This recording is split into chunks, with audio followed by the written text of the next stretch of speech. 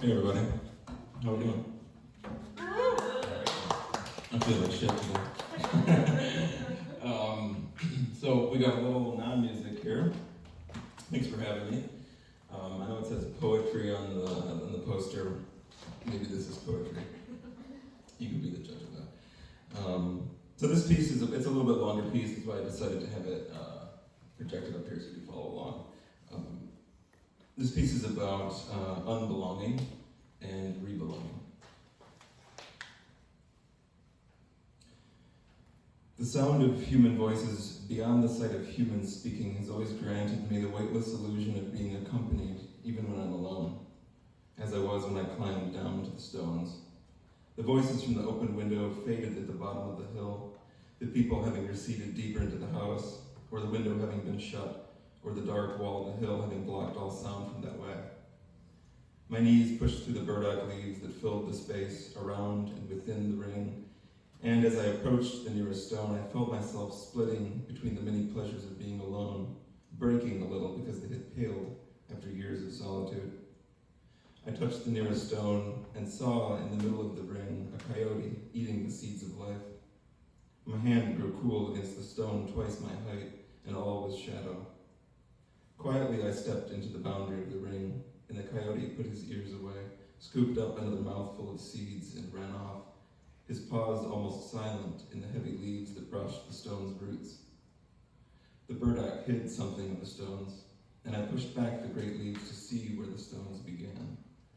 Curiously, they did not remember. Forget, they said, always forget, contrary to everything I had heard about stones.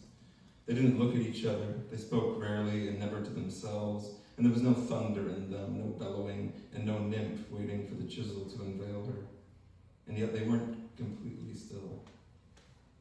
Earlier that day, I had felt as if I might disintegrate between the horns of dawn tomorrow, all my unwillingness to participate in the everyday miracles of ordinary life concentrated in one dire moment, shedding waves of disillusion that might wash and dim all memory.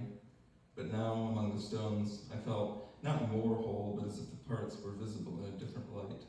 The cold light worn by the stones, which passed over my mistakes and glories, and soaked them in aquatic and subterranean colors, so that instead of getting lost in their depths, I was distracted by their surfaces, which appeared to me now as if for the first time.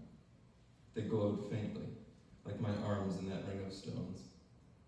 The pieces were a mystery, and I had the sense that that's how it had always been, not only at the beginning of my life, but earlier. I began to feel less like a novelist who seals himself in the most recent room of his life, and yet carries all past rooms on his back, abandoned and obscure, and more like a soft gilled worm, as if my proximity to something hard worked by inversion to soften me. I knocked on the stone closest to me. I was still solid, however I may have felt, and when I knocked, the stone absorbed the sound into itself, drawing in the glow of my knuckles. I knocked on every stone until one opened.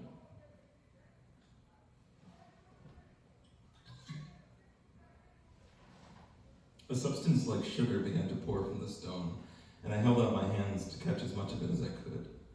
It overflowed from my palms and fell onto the burdock leaves, and I waited for the stone to be empty.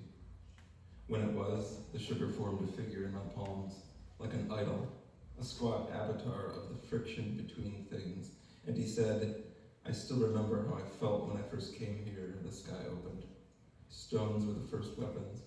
Blood was exchanged between sisters. Birds were born from rocks on shores too long. The days were so quick. Tell me, what was it like when you were younger? I reached for something I expected would be easy to retrieve, but I couldn't remember.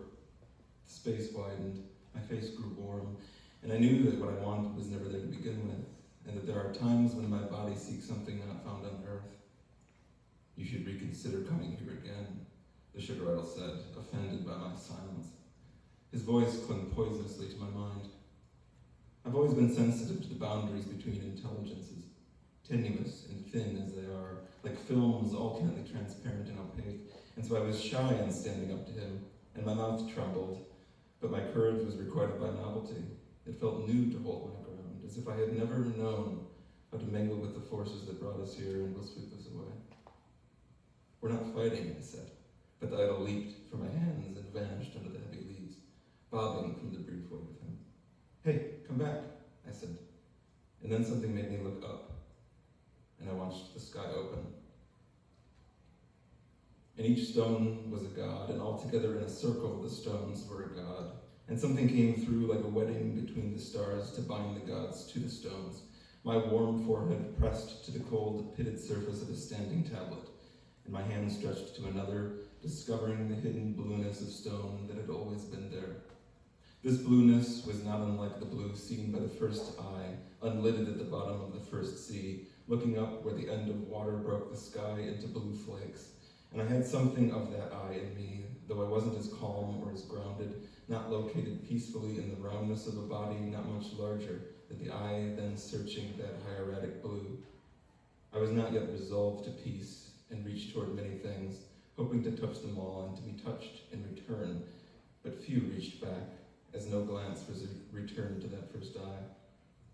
Immediately that eye opened, an iron hook was flung down from on blue, and I was the one gathered by its barbed point. I was the one who wiggled, stuck and indecisive, writhing against pride and demolition, pierced and drunk on it, debris at the edge of knowing, my eyes blinking back to an era when everything was arranged on a line, thing after thing, mote after mote, all of them squared by an outside rule. The coneflower and the octopus and the morel arranged side by side on a level stone laid across two standing ones. I could change my place with any other on any whim, and it would all be the same.